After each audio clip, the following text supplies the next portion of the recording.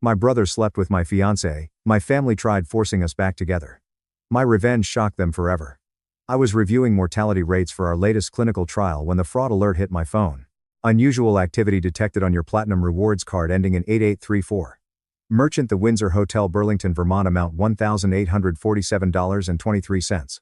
That card was supposed to be for wedding expenses only. Haley and I had opened it together sitting in our kitchen with her surgical sketches spread across the table, planning what she called our precision perfect wedding. I clicked through to the full statement. 3 more charges over the past month. Restaurants I had never heard of.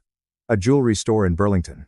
Another hotel charge from 2 weeks ago when I was presenting at the Johns Hopkins Symposium. Haley was at her lab until 7.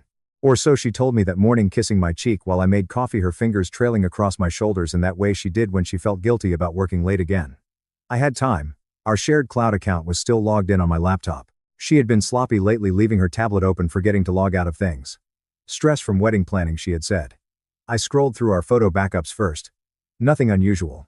Then I checked the recently deleted folder. Uber receipts, 12 of them, all to Burlington. All on nights she had said she was working on her new cauterization tool prototype.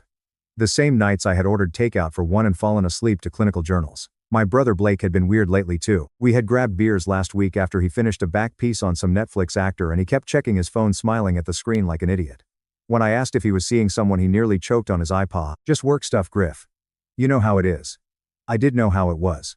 Blake had been the family favorite since we were kids. Star athlete turned celebrity tattoo artist, the son who gave our mother conversation pieces for her book club while I bored everyone with statistical models and patient outcomes.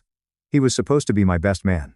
The deleted messages folder on our cloud had been cleared, but Hallie did not know about the automatic archive function I had enabled when we synced our accounts. Security feature for my lab. We dealt with sensitive patient data. The archived messages loaded slowly, each one a small detonation. Blake, last night was incredible. You are worth the risk. Haley, I cannot stop thinking about your hands on me. Blake Griffin does not deserve what we have. Haley, 3 more months and we can stop pretending. Blake, I need to see you. Burlington. Haley already booked our room. 6 months. They had been doing this for 6 months while I reviewed substance interactions and planned our future.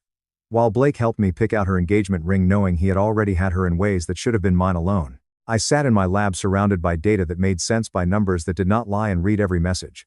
Blake describing what he wanted to do to her. Haley calling him during my night shifts. The hotel receipts matching perfectly with her prototype development schedule. My phone buzzed. Haley. Hey babe. Sophie wants to grab drinks after work to discuss bridesmaid dresses. Will not be late. Love you. Sophie was in Prague at a medical conference. I had seen her Instagram post that morning. I typed back. Have fun. Love you too. Then I searched Blake's social media. He had been careful but not careful enough. A reflection in a car window showing his distinctive leather jacket. A tagged location at a Burlington coffee shop when he was supposedly at his parlor. Her surgical design notebook visible in the corner of a photo from 3 weeks ago. The final search almost made me laugh. An email confirmation in our shared folder. Blake had booked the honeymoon suite at the Windsor for tomorrow night. $800 for one night. The same suite where Hallie and I had planned to stay for our anniversary. I closed my laptop and went back to the mortality data. Numbers did not betray you. They did not pretend to love you while planning their exit. They just were. Tomorrow night they would be in Burlington. Tomorrow night I would know exactly how deep this went. I told Haley I had an emergency peer review session that would run late Thursday night. She barely looked up from her sketches, just nodded and said she would probably crash early anyway. Big presentation Friday morning. The drive to Burlington took 3 hours and 47 minutes. I know because I counted every minute, letting the rage settle into something colder. The Windsor Hotel sat downtown, all brick and false elegance. I parked across the street at 7:20 p.m. and waited. Blake arrived first in his souped-up Challenger, the one our father bought him for landing his first celebrity client. He validated it like he owned the place, tipping the kid with a 20. Always the big shot. Haley pulled up 15 minutes later in the Audi I had helped her buy last year. She told me she needed something reliable for client meetings. She parked it herself 2 blocks away. Careful, deliberate. She walked to the hotel in heels I had never seen before. A dress that was not in our closet. I watched them meet in the lobby through the massive windows. No hesitation. Blake hand found the small of her back immediately. Proprietary, like he had been touching her that way for years. She turned into him and I saw her laugh at something he whispered. The same laugh I thought was mine alone. They disappeared into the elevator.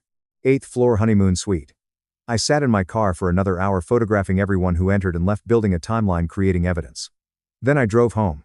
Haley came back at 2:00 a.m. I heard her key in the lock, the careful way she closed the door. She slipped into bed smelling like unfamiliar soap hotel shampoo. When she pressed against my back, I kept my breathing steady, feigning sleep while she whispered "I love you" into the darkness. The next morning I made her coffee while she rushed around collecting her presentation materials. French press with oat milk, exactly how she liked it. She kissed me goodbye, tasting like mint and deception. "You are the best, Griff. Do not know what I would do without you." "Probably managed somehow," I said. She laughed and left. I called in sick and drove to Blake Parlor in Brookhaven. He ran the place like a gallery. Exposed brick Edison bulbs, vintage medical diagrams on the walls. His assistant Jerome was working on a shoulder piece when I walked in. "Griff, Blake is in the back. He has got 30 minutes before his noon appointment." Blake was sterilizing equipment, humming some song I recognized from Haley playlist. "Hey brother," he said without looking up. "Finally ready for that molecular structure tat, just wanted to see the new setup. Mom says business is booming." He launched into his usual spiel about wait lists and celebrity clientele. I noticed things I had missed before. The way he kept checking his phone, the slight hickey just below his collar line. The nervous energy that had nothing to do with caffeine. "You look tired," I said. "Late night, kid from that new HBO show wanted a full sleeve. Did not finish until 3. Jerome was still working up front. The shop appointment book was digital, displayed on a tablet by the register. Blake Thursday showed clear after 5:00 p.m. "Hey, can I use your bathroom?" I asked. "Yeah, you know where it is." The bathroom shared a wall with Blake private studio. While running the water, I quickly scanned the space. That is when I saw it. Fresh ink on his ribs visible through his tank top when he reached for supplies. Gothic lettering still slightly raised. "Haley and Lawson. You get new work done," I called out.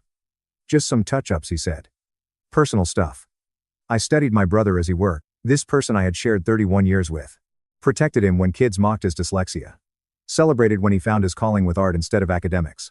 Stood as his witness through 2 failed engagements. He had marked his territory on his own body. Branded himself with my fiancée initials like she was already his. My phone vibrated. "Mom, Griffin, we need to talk about Haley and Blake. Come to the house now." The text was followed immediately by another. "Do not do anything rash.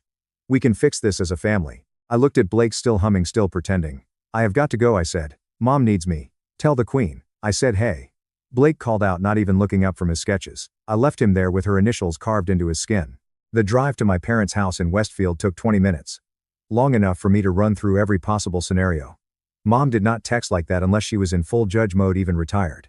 She treated family crises like cases to be adjudicated. Their colonial sat on 3 acres, the kind of property that whispered old money, even though Dad built his fortune from nothing. I parked behind his Mercedes, noticing Blake Challenger was not there yet. Of course not, they would summon me first. Mom answered the door wearing her combat outfit, cream blazer, pearl earrings, the same expression she had worn during her last year on the federal bench. "Griffin, thank you for coming quickly." The formal tone told me everything. This was not a mother concerned about her son's pain. This was damage control. Dad stood by the fireplace in his study, hands clasped behind his back like he was addressing his board of directors. The wall behind him displayed framed photos of our family greatest hits. Blake First magazine feature my doctoral graduation, their 40th anniversary party where Haley and I announced our engagement. "How long have you known?" I asked. "Blake came to us yesterday," Mom said, settling into her leather chair like it was still her courtroom. "He was distraught. He says it just happened that neither of them meant it." 6 months. I interrupted. "It has been going on for 6 months. Dad jaw tightened. "You knew?" "I found out yesterday. The receipts, the messages, all of it, and you did not come to us first." Mom tone carried the particular disappointment she had perfected during my teenage years. "I needed to be sure." "Well, now we need to be smart," Dad said. "The Harrisons are joining us for the foundation gala next month. 200 guests have already RSVP'd to your wedding. My merger with Cyrus Medical depends on stability." Warren, Mom cut him off, then turned to me. "Haley is here. She is waiting in the living room." My chest tightened. "You brought her here?" "Blake told her about his confession this morning. She wants to explain. They had orchestrated this. While I was discovering Blake tattoo, they were already managing the situation." I walked into the living room to find Hallie perched on the cream sofa, tissue in hand, tears perfectly placed to not disturb her makeup. "Griffin, I am so sorry. I am so confused. It got away from us. The performance was flawless." She stood reaching for me, but I stepped back. "How did it get away from you specifically?" She crumbled a controlled collapse back onto the sofa. "You were always at the lab. Blake was there when I needed someone. We were planning your surprise birthday party. And one night we had wine." "And which birthday?" "Because the messages go back to February." Her face shifted slightly. Mom intervened. "The details do not matter. What matters is moving forward." The front door opened. Blake entered like he was approaching his execution. Shoulders slumped, eyes red. The golden child reduced to playing the penitent. "Griff, I am sorry. I am so sorry. I will step back. I will move to Austin like we talked about. Open the second shop there. You two can work through this. Sit." Mom commanded. We arranged ourselves like a perverted family portrait. Parents standing Blake and Haley on opposite ends of the sofa, me in the wing-back chair facing them all. This is what is going to happen. Mom began. You three will attend counseling. Dr. Morrison has agreed to see you starting Monday. The wedding proceeds as planned. Blake will be scarce for a few months, then gradually rejoin family functions. We control the narrative. The wedding is in 3 months, Dad added. The deposits are non-refundable. The merger announcement is 2 weeks after. We need this family intact. The doorbell rang. Dad frowned. They had not expected anyone else. Mom went to answer it, returning with my grandparents. Grandpa Roland, 83 and still sharp enough to run his hospital board. Grandma Beverly, who donated a wing to that same hospital. We came as soon as Dedra called, Grandma said, clutching my hands. Griffin, darling, forgiveness is the foundation of family. They had called in all the cavalry. Every person in this room had chosen their position before it even known there was a war. I need time to think, I said. Of course, Mom replied. But Griffin, we fix this as a family or not at all. I stood to leave. As I reached the door, I pulled out my phone and typed a quick message to a contact saved simply as M. It is time. They took the bait.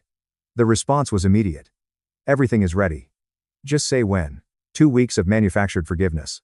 I became a method actor in my own life, sitting through Dr. Morrison sessions every Monday and Thursday at 4 p.m. sharp. She had an office overlooking the harbor, all whites and grays, designed to promote calm. I recorded every session on my phone tucked in my jacket pocket. Haley, can you tell Griffin when the physical relationship began? Dr. Morrison asked during our third session. Haley twisted her engagement ring, the one I had spent 3 months' salary on the conference in Baltimore when Griffin was presenting his paper on immunotherapy markers. That was in February, I said, voice steady. You told me you had food poisoning. Blake drove up to check on me. We did not plan it, but you planned Burlington and the hotels and using my apartment. Dr. Morrison pen stopped moving. Your apartment. Hallie face cracked slightly just twice when Griffin had overnight shifts at the lab. In my bed. They had been in my bed while I ran trials trying to save lives. I nodded, playing the wounded but willing participant while documenting every admission. The family performances were worse. Sunday dinners where Mom orchestrated conversations like a conductor. Photos for her Facebook lovely evening with the kids while Blake sat across from me avoiding eye contact. Dad pulled me aside after each one, reminding me about the merger, the family reputation, the weight of legacy. Morgan made everything bearable. We met at her office downtown, always after hours. She had been my friend since undergrad, the only person who had called BS when I defended my family casual cruelties over the years. Now she was systematically unwinding my life from theirs. The forensics on Blake accounts are incredible, she said Thursday night, sliding papers across her desk. He has been washing money through the parlor for 2 years, taking cash payments, recording them as credit, then skimming the difference. How much? $400,000 give or take. Your father, chief financial officer, should have caught it, but Blake was smart. Small amounts, multiple accounts. Dad, chief financial officer, is Blake godfather.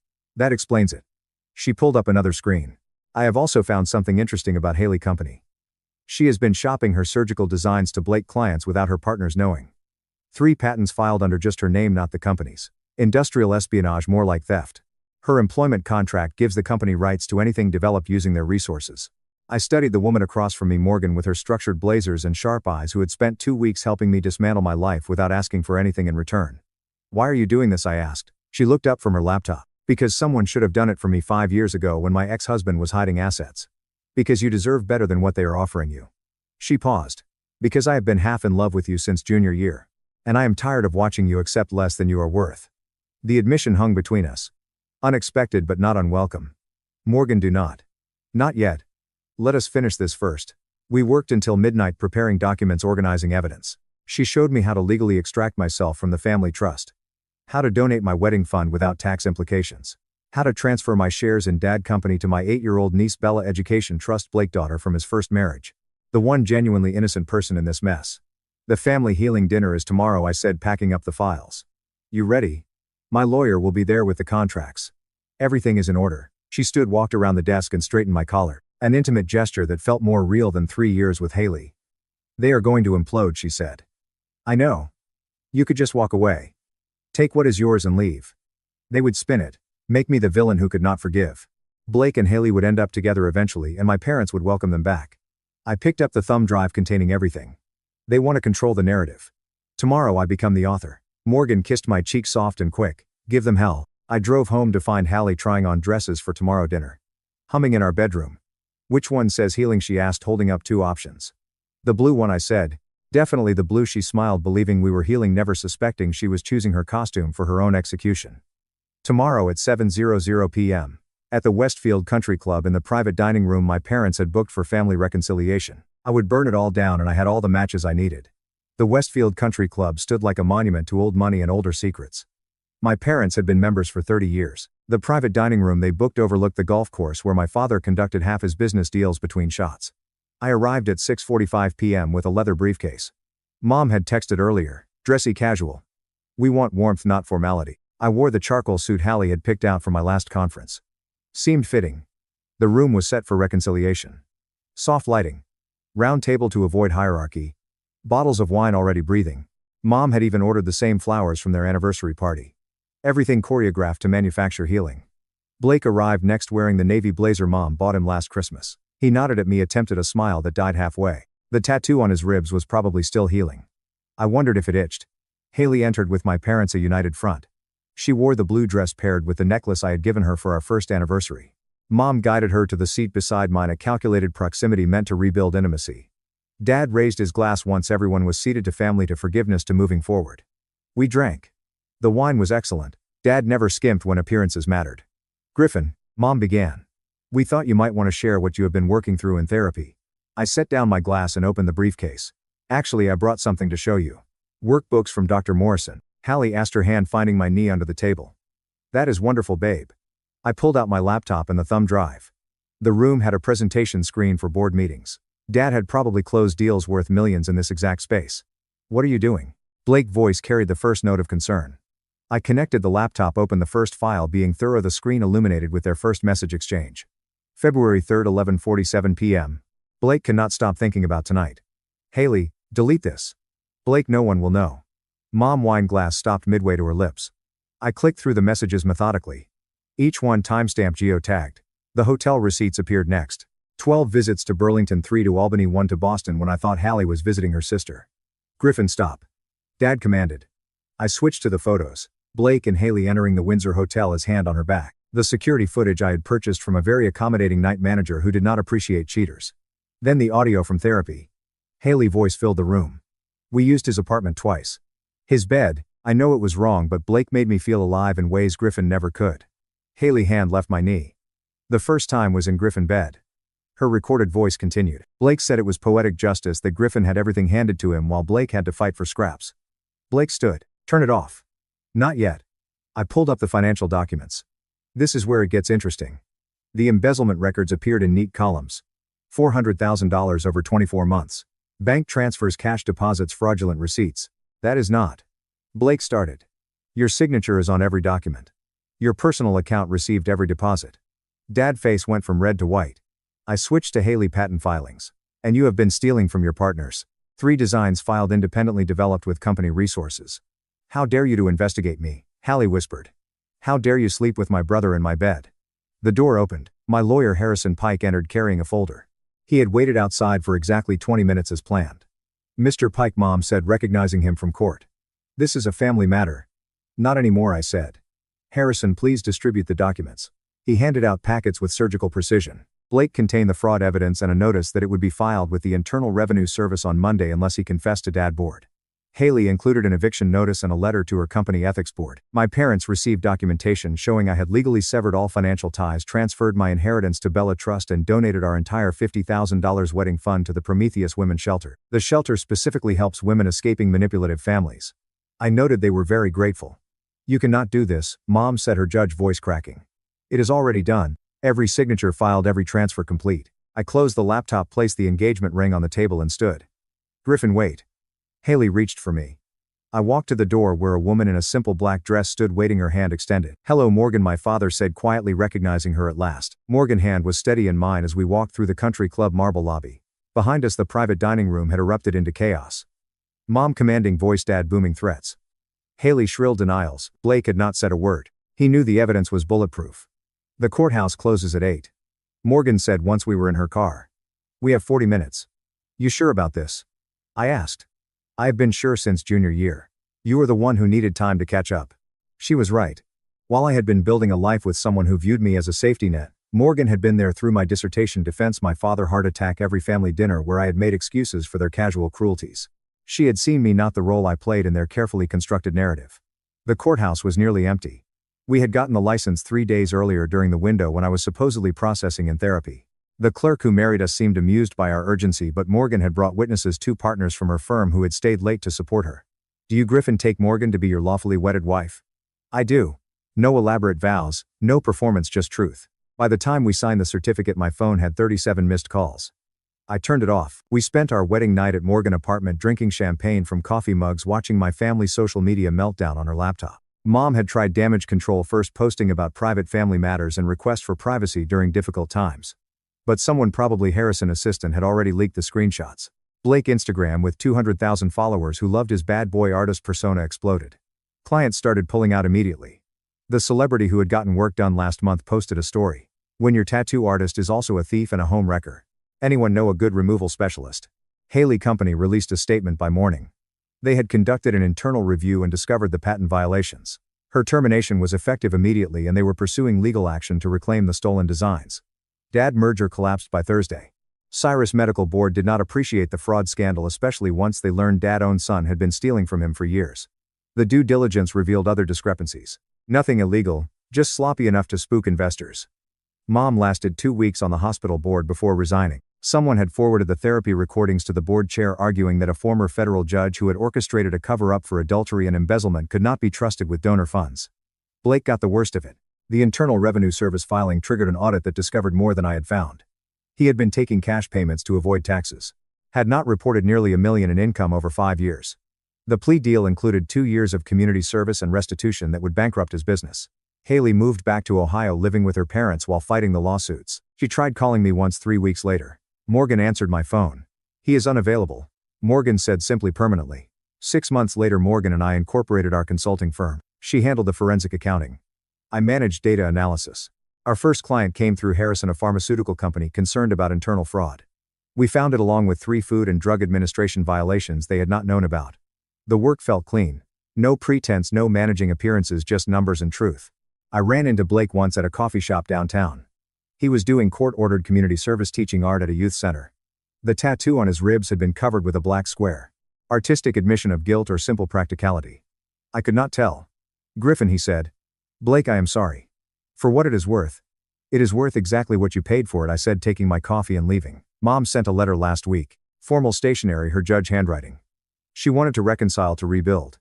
The family needed healing. Dad health was declining. Blake was getting help. Time to come home. I sent back a photo instead. Morgan and me at our real wedding reception. A backyard barbecue with her family and our actual friends. Her dad at the grill. Her mom teaching me to salsa. Everyone laughing without calculating the social capital of their joy. At the bottom I wrote one line. Already home. They had wanted me to save the picture. I chose to burn the frame. Instead, I built something real from the ashes. Thank you so much for watching until the end. If you really like our videos, please do not forget to like, share and subscribe. Have a great day.